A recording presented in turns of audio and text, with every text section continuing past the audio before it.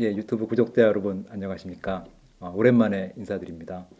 그동안에 해도 넘기고 제가 외국에 또 학회 다녀오느라고 이제서야 올리게 되었습니다. 그래서 특별하게 오늘은 귀한 손님을 모셨습니다. 옆에 김지영 씨를 모셨습니다. 네, 안녕하세요. 네, 지금 뭐 소개해드린 대로 이제 김지영 씨는 스웨덴에서 네, 이제 경영학 박사 과정 중인데 특히 이제 그 중에서 앙트프러너십 제가 이제 창업학이라고 소개해드렸던 공부를 하고 있잖아요. 네, 네, 그래서 그렇죠. 스웨덴 어떤 학교에서 어떤 연구소에서 그 공부를 하고 있는지 소속을 좀 소개를 해주세요. 네, 저는 스웨덴에 있는 옌셰핑 대학교에서 박사 과정 중에 있고요. 제가 이제 시작할 때는 그 박사 과정의 입학 또는 고용 정책이 개별 연구소, 학교 내에 있는 개별 연구소의 소속 연구원으로서 박사 과정생을 받았기 때문에 제가 속해 있는 연구소가 따로 있고 그 연구소의 이름은 가족 기업가 정신 그리고 소유권 연구소입니다. 그래서 영어로는 세피오라고 하고 있습니다. 그 이제 옌셰핑이라고 소개해 주셨는데 네, 영어로는 뭐 JON 막 이렇게 쓰잖아요. 네, 네, 그죠. 그래서 도저히 옌셰핑이라고 읽을 수 없는 네, 네, 근데 스웨덴 말은 그런 게 많더라고요. 네, 이 네, 그죠. 예테보리도 무슨 뭐 J로 시작하나 뭐 그러고 G로 G로 하죠. 시작하죠. 고텐베르크 그렇게 네, 쓰죠. 네, 맞아요. 예, 어쨌든 제 생각에 아마 그 스웨덴 가서 경영학 박사 중인데 특히 앙트프로시 공부를 하는 분이 한 명이 아닐까 싶어요. 우리나라 유학생 중에서. 네, 네, 그래서 매우 특별한 케이스긴 한데 네, 예, 그럼에도 불구하고 또 외국에 가서 공부할까 이렇게 생각하는 학생들이나 직장인들이나 이런 분들이 많으실 것 같아서 네, 이렇게 김지영 씨가 어떤 공부를 어떻게 하고 있는지 네, 예, 듣는 게 좋을 것 같아서 모셨고요. 네, 그러면은 근데 또 그 지영 씨 얘기를 들어보니까 석사는 또 호주에서 하셨더라고요. 네, 그래서 보통은 이제 같은 나라에서 같은 학교에서 같은 지도 교수님한테 이렇게 또 공부를 하는 게 보통인 것 같은데 특히 우리나라에서는 네, 근데 또 호주에서 하고 스웨덴에서 하고 네, 이게 좀 독특하게 생각이 되어서 그 과정을 좀 말씀해 주시고요. 네, 동시에 스웨덴에서는 다른 나라하고 비교해서 박사 과정이 어떤 특징이 있는지 네, 그것도 이제 쭉 좀 말씀해 주세요. 네. 일단 제가 스웨덴에서 박사 과정을 시작하게 된 거는 좀 이렇게 잘 플랜된 건 아니었고요. 계획했던 건 아니고 네. 저는 학사 석사 모두 이제 교수님께서 계셨던 그 퀸즐랜드 공과대학교에서 네, 제가 수료했고요. 네, 박사 후 연구원으로 있었던 학교고 그때 네, 만났었죠, 처음에. 그죠. 네. 거기서 학사 석사 마치고 박사도 당연히 그쪽에서 하고 싶었어요. 왜냐면 좋은 교수님들도 계시고 좀 익숙해 있는 그 지역이라 하고 싶었는데 그 박사 펀딩을 제가 받지 못해가지고 예, 그 네, 장학금. 장학금이요. 장학금을 받지 못해가지고 네. 이제 눈을 딴 곳으로 그러니까 돌리기 시작했는데 마침 저희 지도 교수 중에 그 패 다비슨이라는 교수님이 계시고 그 네. 교수님께 계속 지도를 받고 싶었는데 그 교수님께서 스웨덴 분이셨고 그리고 지금 제가 몸담고 있는 그 옌셰핑 대학교의 그 어드정트 네, 프로페서로 예. 계시고 계셔서 네. 어, 지도를 받기가 좀 뭐라고 해야 되지? 어쨌든 같은 분한테 계속 네, 공부할 수 계속 있으니까. 공부할 수 네. 있고 그리고 저희 학교도 굉장히 좀 많이 들었어요. 저희 학교를. 옌셰핑이라는 네, 이름을 옌셰핑이라는 사실은 이름을 많이 앙트프로시 들었어요. 공부하면 많이 좀 눈에 보이는 학교죠. 네, 근데 운 좋게 음. 제가 이제 떨어지고 어딜 떨어져? 그러니까 그 호주 장학금 못 장학금 받고. 못 받고 예, 펀딩 예. 결과가 나오고 네. 떨어지고 나서 네. 얼마 뒤에 이제 그 박사 과정을 뽑는다는 오퍼가 떴어요. 그게 매년 뽑는 것도 아니고 왜냐면 그 옌셰핑에서. 네, 네. 그 스웨덴에 있는 대학교는 박사 음. 과정생에게 펀딩, 그러니까 생활비라고 해야 돼. 생활비라고 하면 그렇고 네, 네, 월급이죠. 네. 월급을 의무적으로 주는 것이 그러니까 이제 스텝으로 취급하더라고요. 네, 이제 거의 맞아요. 직원처럼. 네, 네. 그래서 그게 매년 열리는 게 아니에요.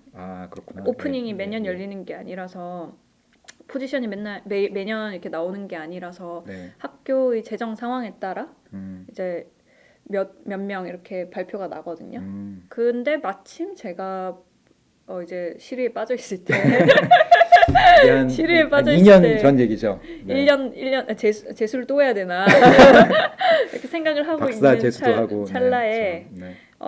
포지션이 떴고 그래서 제가 지원을 했고 운 네. 좋게 네, 이제 네. 두 번의 그러니까 서류 심사 그리고 두 번의 인터뷰를 거쳐서 네. 다행히 박사 과정에 들어가게 됐고요. 아, 박사 네. 과정의 축하합니다. 특징은 감사합니다. 박사 과정의 특징은 네. 5년이고요. 기네요. 네, 길어요. 네. 그래서 조금 더 좋았어요. 사실 제가 지원할 때 영국 얘기해도 되나? 네네네. 바스라고 또 거기도 유명한 대학교인데. 네, 뭐 거기도 거기도 뭐 합격하셨죠? 교수님이 유명하신 교수님이 계셨고, 저도 좋아하는 분인데. 네, 그죠. 그 바스 유니버시티에 이제 거기도 장학금이 됐는데 장학금도 됐어요 거기도. 그래서 이제 선택지가 여러 개가 있었어요. 그리고 사실 네. 호주도 이제 제가 갈 때 이제 결정할 때쯤에 프라이빗 펀딩을 연구소에서 주겠다고 하셔가지고 원래 있던 학교. 네, 원래 있던 그 퀸즐랜드 공과대학. 세 군데 합격하신 거죠 한마디로. 네, 그렇죠. 근데 네. 스웨덴을 결정하게 된 결정적인 계기는 5년이었어요. 그러니까 리서치 기간이 긴 만큼 네. 조금 더 깊이 있는 연구를 할 수 있을 것 같아요. 훌륭합니다. 보통은 어디 가면 짧게 할 수 있을까 막 이런 거 그건 생각하는데. 아니고요. 제가 역량이 훌륭합니다. 부족하기 때문에 시간이 좀 더 걸립니다. 그래서 5년 근데 5년 중에 5년 네. 그래서 스웨덴을 선택하게 됐고 5년 중에 1년은 티칭이에요.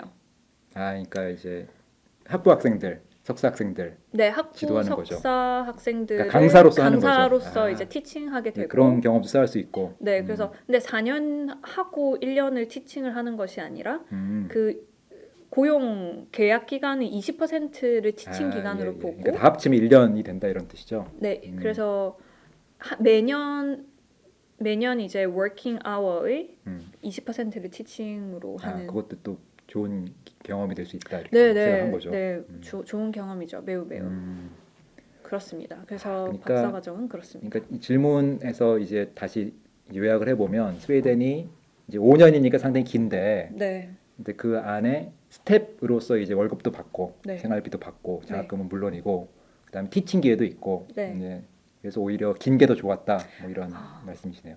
좋았다. 좋을 거라고 예상했다.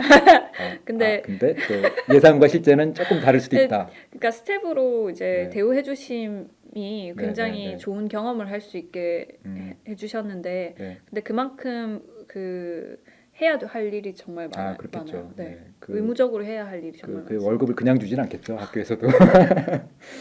예, 어쨌든 근데 이제 미국이나 한국의 대학 뭐 박사과정하고는 좀 많이 다른 것 같긴 하네요. 네. 많이 다른 것 같아요. 그러네요. 네. 어쨌든 뭐 훌륭한 선택을 하셔서 또 남들과 다른지를 후회 없습니다. 근데 자신은 좀 없는 것 같아요. 후회가 가끔 있지만 네. 대체로 없다 이렇게 이해를 하고. 근데 이제 경영학 박사지만 이제 그 중에 주로 제가 창업학이라고 소개해드린 앙터프너십 공부를 하고 있고, 근데 네. 앙터프너십도 분야가 넓잖아요. 근데 그 중에서 그죠? 주로 어떤 연구를 하고 있고 그 주제를 선택한 이유는 뭔지 좀 네. 소개를 부탁드리겠습니다. 박사 과정 중에 주로 하고 있는 연구 주제는 그러니까 저희 박사 논문 주제는 External Enabler라는 새로운 이론의 스트림을 연구하고 있고요. 네네. 한국어로 하면 외부 조력 요인 정도로 네. 할 수 있을까요? 네. 근데 어쨌든 이 개념 자체가 새로 만들어지는 거고 또 이 개념을 어떻게 정의하고 어떻게 연구할지도 사실은 계속 활발하게 이제 논의가 시작되는 시점이라 네.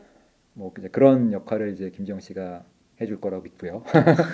그래서 사실은 이제 김정 씨가 이제 지난 2월 초에 네. 그 호주 애들레이드에서 열린 ACERE 컨퍼런스에서 익스터널 이네이블러에 대해서 페다비슨 교수님과 같이 또 발표도 하셨잖아요. 그래서 잠깐 그 동영상을 보고 오도록 네. 하겠습니다. 네. And we developed the search terms based on 4 principles of external enabler.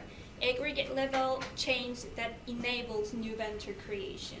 And then we targeted 50 Financial Times journals given the extensive relevance of the external enabler concept to various disciplines.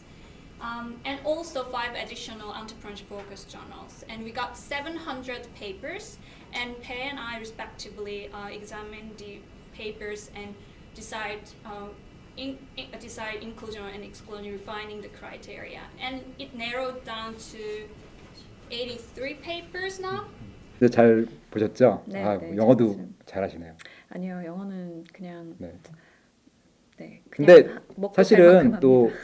유학 생활을 호주에서부터 이렇게 오래 하셨잖아요. 그러면은 보통 한국에서 공부한 친구들은 외국 가서 공부하려면 영어를 잘해야 될 것 같은데 네. 영어 공부를 어떻게 해야 되나 이런 네. 걱정이 또 있을 것 같아요. 그래서 어떻게 영어 공부를 했고 어떻게 하면 영어를 잘할 수 있는지 그것도 잠깐만 얘기를 해주세요.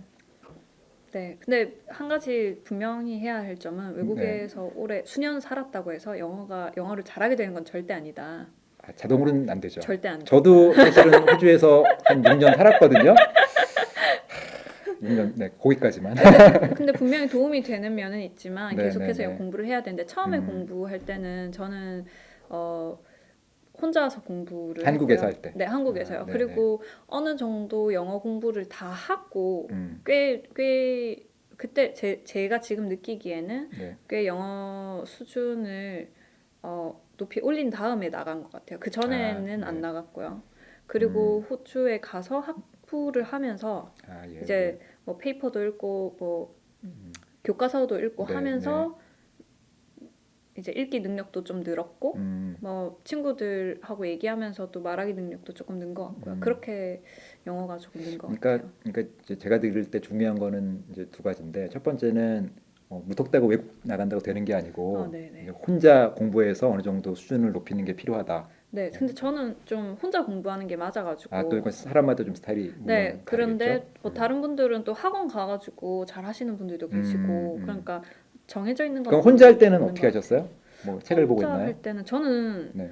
스피킹도 음. 혼자 했어요. 오, 벽 보고 아니 막 책에 스피킹에 많이 쓰는 말 같은 거 나오면 그것 외우고 그런 거 외우는 식으로 했지. 저는 막 음, 그런 파티 가가지고 막 외국인들이랑 얘기하고 이런다고 잘 안 되더라고요. 성향 따라 다른 것 같아요. 맞아요. 성향 따라 다른. 근데 어쨌든 혼자 열심히 준비하는 게 네네. 지영 씨 저는 성향에는 맞았어요. 저도 아마 그런 스타일인 것 같아요. 그런 네네. 스타일인 것 같고.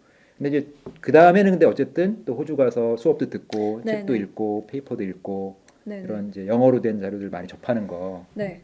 그게 특히 자기 분야에 대해서 또 익숙하게 될 수 있는 방법이겠죠. 저도 네. 뒤늦게 호주에 가서 영어도 거의 못하고 왔는데 지금 생각해 보면 저는 이제 페이퍼부터 주로 읽었는데 그러니까 페이퍼에 나와 있는 용어들 이런 거는 이제 점점 익숙해지니까 그러니까 단어를 알고 표현들을 아니까 또 그런 단어를 쓴 이제 어떤 내용들은 잘 들리더라고요. 상대적으로 그런 내용도 어느 정도 얘기할 수도 있고 네. 그러니까 결국은 뭐 모든 영어를 한 번에 잘하기는 어려운데 네. 본인의 관심 분야, 전공 분야 이런 쪽 자료를 많이 접하는 게 네. 또 필요한 것 같네요.